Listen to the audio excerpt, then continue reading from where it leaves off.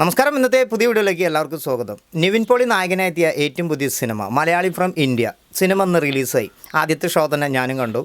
സിനിമയെക്കുറിച്ച് പറയുകയാണെങ്കിൽ സിനിമ തുടങ്ങിയ ഒരു 20 മിനിറ്റ് ഭയങ്കര സ്പീഡായിരുന്നു സിനിമ. ധ്യാൻ ശ്രീനിവാസനും നിവിൻ പോളിക്കും ഒപ്പം നിന്നിട്ടുള്ള കട്ടയ്ക്കുള്ള പെർഫോമൻസ് ആയിരുന്നു. അതുകൊണ്ട് രണ്ടുപേരും തമ്മിലുള്ള ആ ഒരു കോമഡിയും കാര്യങ്ങളൊക്കെ നന്നായിട്ട് വർക്കൗട്ടായിട്ടുണ്ട്. അതുകൊണ്ട് തന്നെ ആ കോമഡിക്ക് ഒപ്പം പറ്റിയിട്ടുള്ള പശ്ചാത്തലങ്ങളും ആ നാടിൻ്റെ ആ ഒരു പശ്ചാത്തലങ്ങളും അതുപോലെ തന്നെ ആ നാട്ടുരീതികളും ചിത്രീകരിച്ചതൊക്കെ വളരെ രസകരമായിട്ട് പോയിട്ടുണ്ട്. അപ്പോൾ അങ്ങനത്തെ ഒരു പാറ്റേണിൽ പോകുമ്പോൾ നമ്മൾ തനി നാടൻ മലയാളി അല്ലെങ്കിൽ മലയാളികൾക്ക് ഇഷ്ടപ്പെടുന്ന തനി നാട്ടുപുറത്തെ ഒരു സിനിമ എന്നുള്ളത് നമ്മൾ അങ്ങനെ വിചാരിച്ചിട്ടാണ് സിനിമ കണ്ടുകൊണ്ടിരിക്കുന്നതും കാണിച്ചുകൊണ്ടിരിക്കുന്നതും. പിന്നെ കുറച്ച് കഴിയുമ്പോൾ ഒരു 25 മിനിറ്റ് ഒരു 30 മിനിറ്റൊക്കെ കഴിയുമ്പോൾ സിനിമയുടെ ഗതികൾ മാറ്റി തുടങ്ങി. അതായത് സിനിമയുടെ ത്രെഡിലേക്ക് വന്നു തുടങ്ങി. അപ്പോൾ കുറച്ച് സീരിയസ് ഒക്കെ ആയിട്ട് വന്നു തുടങ്ങി. പിന്നെ ഇരിക്കുമ്പോൾ ഇൻ്റർവെല്ല് വരെ ഒരു രക്ഷയില്ല. സിനിമ വളരെ ഹാപ്പി ആയിട്ട് ഇരുന്ന് കാണാൻ പറ്റിയ നല്ലൊരു സൂപ്പർ എൻ്റർടൈൻമെൻറ്റ് മൂവിയാണ്. ഇൻ്റർവെല്ല് കഴിഞ്ഞിട്ടാണ് ശരിക്കും ഒരു സീരിയസ് റോളിലേക്ക് നിവിൻ പോളി കടക്കുന്നത്. എങ്കിലും കൂടിയിട്ട് ആ ഒരു ഇമോഷണലി അതായത് അതിൽ വരുന്ന കുറച്ച് ഇമോഷണലൊക്കെ അടിപൊളിയായിട്ട് വർക്കൗട്ടായിട്ടുണ്ട്. നിവിൻ പോളി 2 രീതിയിലാണ് ഈ സിനിമയിൽ അവതരിപ്പിച്ചിരിക്കുന്നത്. ഒരു പക്വതയില്ലാത്ത കഥാപാത്രമായിട്ട്, പിന്നീട് അദ്ദേഹം ലൈഫിലേക്ക് വരുമ്പോൾ വളരെ പക്വതയേറിയ ഒരു കഥാപാത്രമായിട്ട് വരുന്ന ആ ഒരു 2 ഭാഗങ്ങളും നല്ല രീതിയിൽ നിവിൻ പോളി കാഴ്ചവെച്ചിട്ടുണ്ട്. പിന്നെ ഇതിൽ ഒരുപാട് സെൻറ്റിമെൻറ്റ്സ് വർക്കൗട്ടാക്കിയിട്ടുണ്ട്. എന്ന് വെച്ച് കഴിഞ്ഞാൽ ഒരു കുട്ടീനെ വെച്ചിട്ടും ആ അച്ഛൻ മകൾ എന്നുള്ള സ്നേഹം, പിന്നെ മക്കളുടെ പഠിപ്പാണ് ഭൂമിയിൽ ഏറ്റവും വലുത്. മക്കളിനെ ചെറുപ്പപ്രായത്തിൽ തന്നെ കല്യാണം കഴിച്ചു കൊടുക്കാതെ നോക്കുക, അവർ പഠിക്കട്ടെ, പെൺകുട്ടികളെ പ്രത്യേകിച്ച് പഠിപ്പിക്കുക എന്നുള്ള ഒരു മെസ്സേജും കാര്യങ്ങളൊക്കെ ഈ ഒരു സിനിമയിൽ കൊടുക്കുന്നുണ്ട്. അതൊക്കെ നല്ല രീതിയിൽ അവതരിപ്പിച്ചിട്ടുണ്ട്. പിന്നെ അത്യാവശ്യം 2 സോങ്ങുകളുണ്ട്. തട്ടിക്കൂട്ട് സോങ്ങുകൾ പോലെയാണ് തോന്നിയതെങ്കിലും കൂടിയിട്ട് അത് ആ സിനിമയുടെ കൂടെ പോകുമ്പോൾ വലിയ അലമ്പില്ലാതെ പോയിട്ടുണ്ട്. നിവിൻ പോളിനെ നമുക്ക് കുറച്ച് നാളുകൾ സിനിമയിൽ നിന്നും ഔട്ടായി പോയി എന്നുള്ള ഒരു ലെവലിൽ, ഔട്ട് മീൻസ് ഞാൻ ഉദ്ദേശിച്ചത് സിനിമ നല്ല കഥാപാത്രങ്ങൾ കിട്ടാതെ സിനിമകൾ വെറുതെ വേസ്റ്റ് പോലെ കുറച്ച് സിനിമകൾ ചെയ്തു പോയി എന്നുള്ളതാണ് ഞാൻ മനസ്സിലാക്കിയത്. അപ്പോൾ ആ ഒരു കഥാപാത്രങ്ങളിൽ നിന്നും വളരെ വ്യത്യസ്തമായിട്ട് നല്ലൊരു സ്ക്രിപ്റ്റ് തിരഞ്ഞെടുത്ത് നല്ലൊരു കഥാപാത്രത്തെ അദ്ദേഹം കാഴ്ചവെച്ചിട്ടുണ്ട്.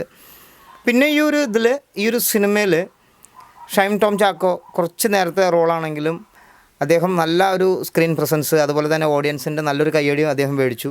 പിന്നെ വളരെ പ്രധാനപ്പെട്ട എടുത്ത് പറയേണ്ട ഒരു കഥാപാത്രം എന്ന് പറയുന്നത് നമ്മുടെ സലീം കുമാറേട്ടനാണ്. ആൾ അടിപൊളിയായിട്ട് ചെയ്തിട്ടുണ്ട്. എന്ന് വെച്ച് കഴിഞ്ഞാൽ അത്രയും സീരിയസ് കഥാപാത്രം, അദ്ദേഹത്തിന് ശാരീരികമായിട്ടുള്ള അസ്വസ്ഥതകൾ നമുക്കറിയാവുന്ന ഒരു കാര്യമാണ്. എങ്കിലും കൂടിയിട്ട് ഈ സിനിമയിൽ വരുമ്പോൾ ആ ഒരു കഥാപാത്രത്തിൽ അദ്ദേഹം ആ ഒരു ഇതൊന്നും നമുക്ക് പിടികിട്ടാത്ത ഒരു ലെവലിലാണ് അദ്ദേഹം അത് കാഴ്ചവെച്ചിരിക്കുന്നത്. അടിപൊളി കഥാപാത്രമായിട്ട് തന്നെയാണ് ആളൊരു സീരിയസ് കഥാപാത്രമായിട്ട് ചെയ്തിരിക്കുന്നത്.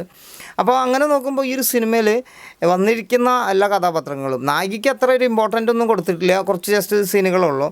എങ്കിലും കൂടിയിട്ട് അനശ്വര രാജൻ്റെ കുറച്ച് നല്ല നല്ല സിനിമകൾ ഈ അടുത്തിറങ്ങി നല്ല പെർഫോമൻസ് കാഴ്ചവെക്കുന്ന ഒരു നടിയാണ്, കയറി വരുന്നൊരു പുതിയൊരു നടിയാണ്. അപ്പോൾ ഈ ഒരു സിനിമയിൽ അദ്ദേഹത്തിന് അല്ലെങ്കിൽ ഈ ഒരു സിനിമയിൽ അനശ്വര രാജന് പെർഫോമൻസ് ചെയ്യാനുള്ള ഒരു പ്ലാറ്റ്ഫോം കിട്ടിയിട്ടില്ല എന്ന് വേണമെങ്കിൽ പറയാം. അതുകൊണ്ട് തന്നെ കിട്ടിയിട്ടുള്ള കഥാപാത്രം അല്ലെങ്കിൽ കിട്ടിയിട്ടുള്ള ആ ഒരു ടൈമിൽ ആ ഒരു കഥാപാത്രത്തിനെ വളരെ രസകരമായിട്ട് ചെയ്തു പോയിട്ടുണ്ട്. പിന്നെ ഈ സിനിമ സംവിധാനം ചെയ്തിരിക്കുന്നത് ഡിജോ ജോസഫ് ആൻ്റണിയാണ്.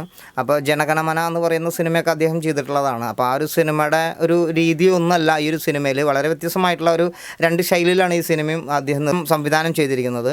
പിന്നെ എനിക്ക് ഈ സിനിമയിൽ തോന്നിയിട്ടുള്ള എനിക്കൊരു അഭിപ്രായമാണ്, ആടുജീവിതം എന്ന് പറയുന്ന സിനിമയിൽ പൃഥ്വിരാജ് അനുഭവിച്ചിട്ടുള്ള ആ ഒരു കഥ, അതായത് അതിൻ്റെ ഒരു സാമ്യത എനിക്ക് നിവിൻ പോളി ഈ ഒരു സിനിമയിലും മരുഭൂമിയിൽ പോയി അത് അങ്ങനെ ഒരു കാര്യങ്ങളും അവിടുത്തെ ഒരു ജീവിത രീതിയൊക്കെ കാണിച്ചപ്പോൾ എനിക്കത് ചെറുതായിട്ടൊരു ഫീൽ ചെയ്തു. ആടുജീവിതത്തിലേക്ക് പെട്ടെന്ന് ചിലപ്പോൾ ഈ അടുത്ത് 2 സിനിമകൾ ഒരുമിച്ച് ഇറങ്ങിയത് കൊണ്ടാവാം അങ്ങനെ എനിക്കൊരു ഫീൽ ചെയ്തു. അത് പേഴ്സണലിയാണ്. അപ്പോൾ എങ്കിലും കൂടിയിട്ട് വളരെ വ്യത്യസ്തമായിട്ടാണ് മറ്റുള്ള കാര്യങ്ങളൊക്കെ ഈ സിനിമയിൽ കാഴ്ചവെച്ചിരിക്കുന്നത്. അതുപോലെ തന്നെ ഈ സിനിമയിൽ ഒന്നും കൂടിയും ഫ്രീ ആയിട്ട് നിവിൻ പോളിക്ക് എല്ലാ ഭാഗത്തും നന്നായിട്ട് പെർഫോമൻസ് ചെയ്യാനുള്ള ഒരു നല്ലൊരു പ്ലാറ്റ്ഫോമും കൂടിയായിരുന്നു ഈ ഒരു സിനിമ എന്നും കൂടി നമുക്കെടുത്ത് പറയാം. മൊത്തത്തിൽ സിനിമയെക്കുറിച്ച് പറയുമ്പോൾ ഈ അടുത്ത് ഇറങ്ങിയിട്ടുള്ള സിനിമകളിൽ അത്യാവശ്യം തിരക്കേടില്ലാത്ത നല്ലൊരു സിനിമയാണ്. ഒരു 100-ൽ 70 മാർക്ക് കൊടുക്കാൻ പറ്റുന്ന നല്ലൊരു സിനിമയാണ്.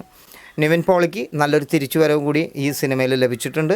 എന്തായാലും നല്ല കഥാപാത്രങ്ങൾ ഇനിയും കിട്ടട്ടെ. നിവിൻ പോളി എന്ന് പറയുന്ന സ്റ്റാർഡം എങ്ങോട്ടും പോയിട്ടില്ല. തീർച്ചയായിട്ടും അദ്ദേഹത്തിന് നല്ല സിനിമകൾ കിട്ടട്ടെ. ഇതുപോലത്തെ സിനിമകൾ ഇനിയും മലയാളം ഇൻഡസ്ട്രിയിൽ പിറക്കട്ടെ എന്നും കൂടി നമ്മുടെ വീഡിയോയിലൂടെ പറയുകയാണ്. ഈ സിനിമ കണ്ടവരാണെങ്കിൽ നിങ്ങളുടെ അഭിപ്രായം കമൻറ്റായിട്ട് അറിയിക്കുക. അടുത്തൊരു വീഡിയോയിൽ കാണും വരെ നന്ദി, നമസ്കാരം, താങ്ക്സ്. ഞാൻ നിങ്ങളുടെ രാകേഷ്.